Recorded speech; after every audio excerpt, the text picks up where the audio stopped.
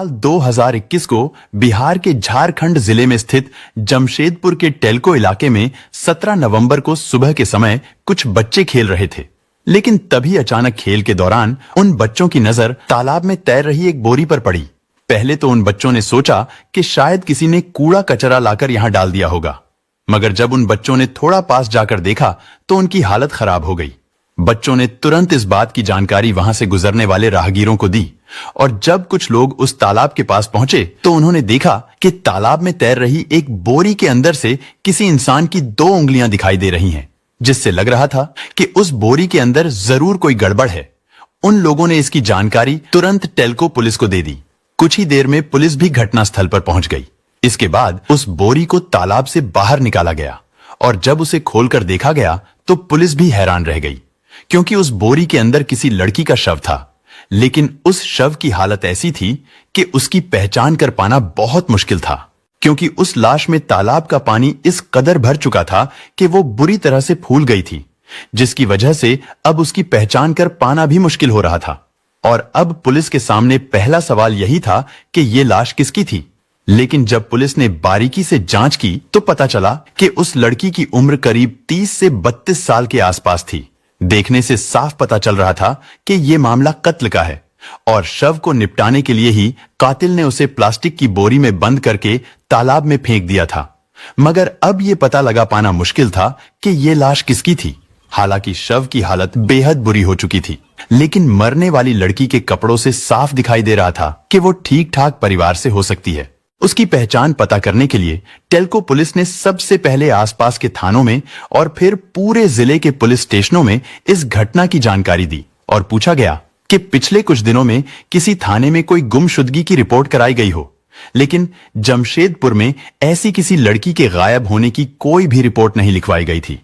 अब ऐसे में मुमकिन था कि लड़की कहीं बाहर की रहने वाली हो और कत्ल करने के बाद उसके शव को यहां लाकर तालाब में फेंक दिया गया हो।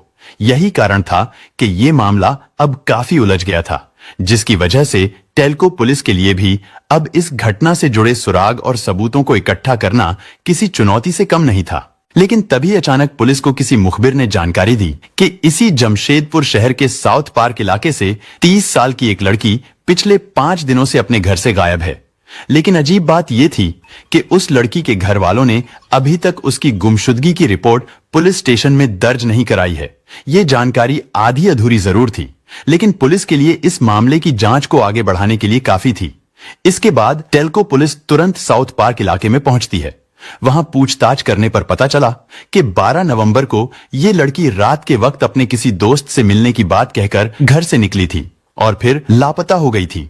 लेकिन अब सवाल यह था कि अगर कोई लड़की अपने घर से गायब हो जाए तो उसके घर वाले बेचैन हो जाते हैं, मगर उसके घर वालों ने तो पुलिस में रिपोर्ट तक नहीं लिखवाई थी। लेकिन जब पुलिस उस लड़की के घर वालों को शव की पहचान कराने के लिए एमजीएम हॉस्पिटल लेकर गई तो उन लोगों ने लड़की के कपड़ों और गहनों से अपनी बेटी को पहचान लिया। घर वालों ने बताया कि मरने वाली लड़की का नाम वर्षा पटेल था।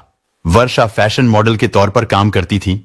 फैशन इंडस्ट्री से जुड़े होने की वजह से वो रात को अक्सर बाहर रहती थी और कई बार तो वर्षा अपने घर वालों को बिना बताए कई दिनों तक बाहर रहती थी। उसके घर वाले भी उसकी इन हरकतों से काफी परेशान रहते थे।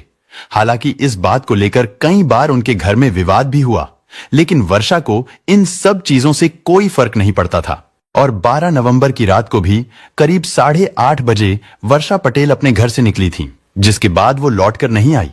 लेकिन पुलिस को यह बात खटक रही थी कि जब इस परिवार की लड़की पिछले 5 दिनों से लापता थी तो फिर इस परिवार ने अपनी बेटी की गुमशुदगी की रिपोर्ट दर्ज क्यों नहीं कराई थी। यानी किसी के घर की बेटी तकरीबन 1 हफ्ते से लापता हो और घर वाले अपनी बेटी की गुमशुदगी की एक रिपोर्ट तक ना लिखवाएं, तो ऐसे में पुलिस का हैरान होना लाजमी है। वर्षा की गुमशुदगी के मामले में भी कुछ ऐसा ही था, जिसकी वजह से अब पुलिस को वर्षा के परिवार वालों पर ही शक होने लगा था। इसके बाद पुलिस घर के सभी लोगों से पूछताछ शुरू करती है, लेकिन इस पूछताछ के दौरान वर्षा के घर वालों ने पुलिस को रिपोर्ट ना लिखवाने की जो वजह बताई वो भी कम चौंकाने वाली नहीं थी। घर वालों ने बताया कि उन्होंने अपनी बेटी की तस्वीरें पुलिस को इसलिए नहीं दी क्योंकि उन्हें डर था कि तस्वीरें सार्वजनिक होने पर उनकी बेटी की बदनामी हो सकती है। दरअसल वर्षा शादीशुदा थी। कुछ साल पहले उसकी शादी विशाल मेहता नाम के व्यक्ति से हुई थी। लेकिन शादी के कुछ समय बाद ही उन दोनों में लड़ाइयां होने लगी और हालात यहां तक पहुंच गए थे कि वो दोनों एक दूसरे से अलग हो गए। विशाल अपनी पत्नी वर्षा से तलाक लेना चाहता था क्योंकि वो अब किसी और से प्यार करने लगा था, लेकिन उन दोनों में अभी तक तलाक नहीं हुआ था, पर वो दोनों अलग अलग रह रहे थे।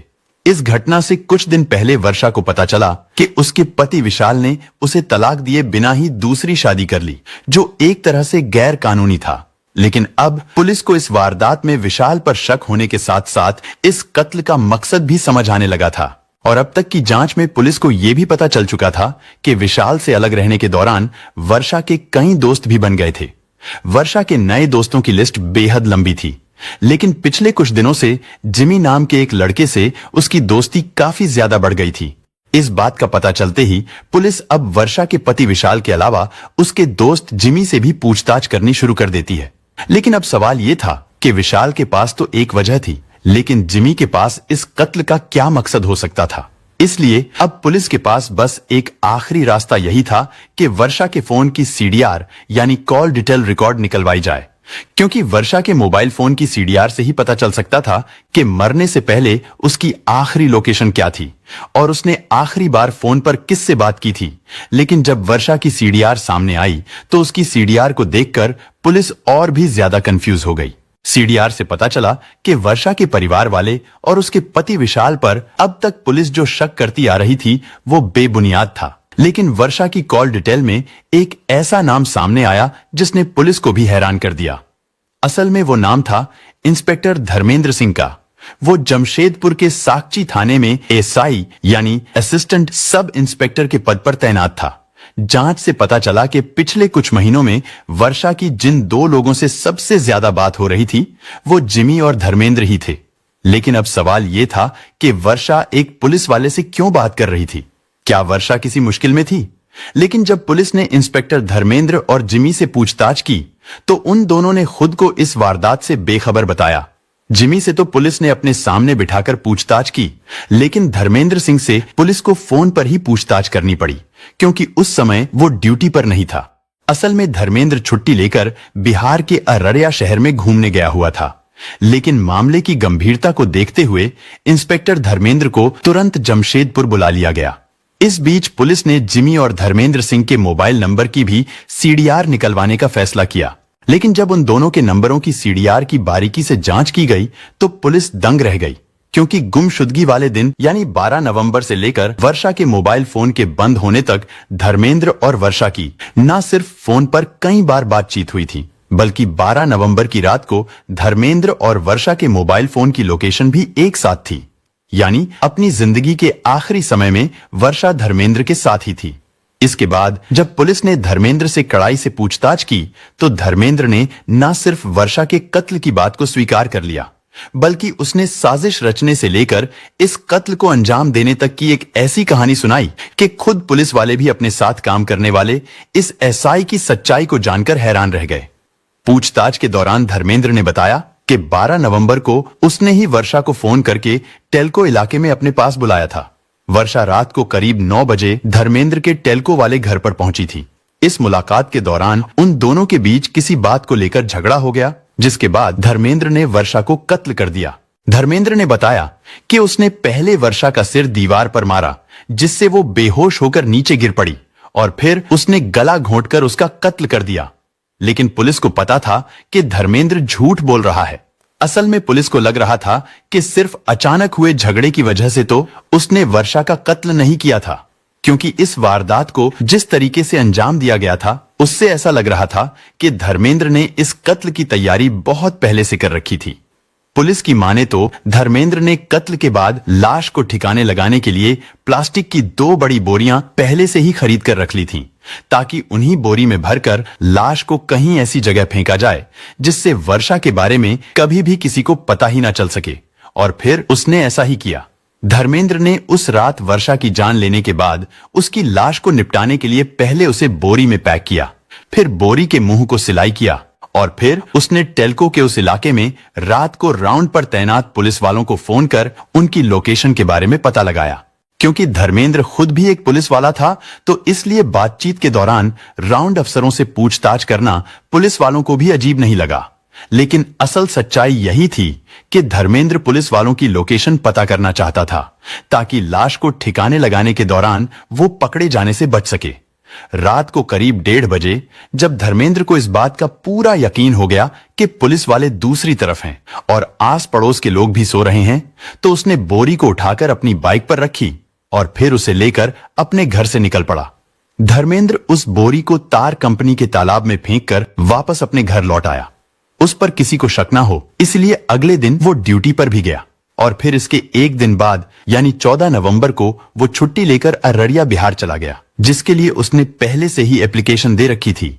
यानी ये कत्ल अचानक हुए झगड़े की वजह से नहीं हुआ था, बल्कि इसकी साजिश तो पहले से ही रची जा चुकी थी।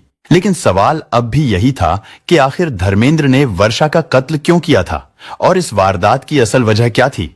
पूछताछ के दौरान धर्मेंद्र ने बताया कि वर्षा उसे काफी दिनों से ब्लैकमेल कर रही थी और वो उससे पैसों की वसूली भी कर रही थी। उसके इस ब्लैकमेलिंग के जाल में फंसकर वो वर्षा को अब तक करीब 40,000 रुपए दे भी चुका था, मगर वर्षा अब उससे और पैसों की डिमांड कर रही थी। लेकिन अब सवाल था कि आखिर वर्षा उसे ब्लैकमेल क्यों कर रही थी। वर्षा के पास ऐसा क्या राज था जिससे वो एक पुलिस वाले को ब्लैकमेल कर रही थी। जांच में पता चला कि वर्षा की तरह ही धर्मेंद्र सिंह खुद भी शादीशुदा था, लेकिन इसके बावजूद उन दोनों के बीच बेहद करीबी रिश्ते थे। धर्मेंद्र का कहना था कि इसी नजदीकी का फायदा उठाकर वर्षा ने धर्मेंद्र की कुछ ऐसी फोटो और वीडियो बना ली थी जिन्हें वो सोशल मीडिया पर अपलोड करने और उसके परिवार वालों को भेजने की धमकी देकर धर्मेंद्र से रुपयों की वसूली कर रही थी। धर्मेंद्र की इस कहानी को सुनने के बाद खैर पुलिस वाले तो यकीन कर लेते हैं, लेकिन वर्षा के घर वालों को धर्मेंद्र की इस कहानी पर अब भी यकीन नहीं है। हालांकि पुलिस ने इस मामले को सुलझा तो लिया है, लेकिन एक कातिल के तौर पर एक पुलिस वाले की साजिश देखकर हर कोई हैरान था, क्योंकि एक पुलिस वाले को कम से कम इतना तो पता ही होता है कि अपराधी खुद को बचाने की चाहे जितनी भी कोशिश कर ले, लेकिन फिर भी आखिरकार वो पकड़ा ही जाता है। पुलिस ने इस वारदात के खुलासे के साथ साथ धर्मेंद्र के पास से वर्षा पटेल का मोबाइल फोन, इस वारदात में इस्तेमाल की गई बाइक भी बरामद कर ली थी। इसके बाद सेशन कोर्ट में इस मामले की सुनवाई की गई, जिसमें 9 गवाहों को पेश किया गया और फिर 28 फरवरी 2023 को यानी इस घटना के 14 महीने बाद आखिरकार सेशन कोर्ट ने धर्मेंद्र को दोषी मानते हुए उम्र कैद की सजा सुनाई। साथ ही कोर्ट ने धर्मेंद्र पर 50,000 रुपए जुर्माना भी लगाया। फिलहाल धर्मेंद्र जेल में है और वो अपने किए की सजा काट रहा है। दोस्तों, इस घटना को सुनाने का उद्देश्य किसी का दिल दुखाना नहीं है, किसी को परेशान करना नहीं, बल्कि आपको जागरूक करना है, आपको सचेत करना है। दोस्तों, इस पूरी घटना के बारे में आपकी क्या राय है, कमेंट बॉक्स में जरूर बताएं। और अगर हमारी मेहनत पसंद आई हो तो इस वीडियो को लाइक करते हुए शेयर भी करें। अगर आपने अब तक चैनल को सब्सक्राइब नहीं किया है तो हमारे चैनल को सब्सक्राइब कर लीजिए।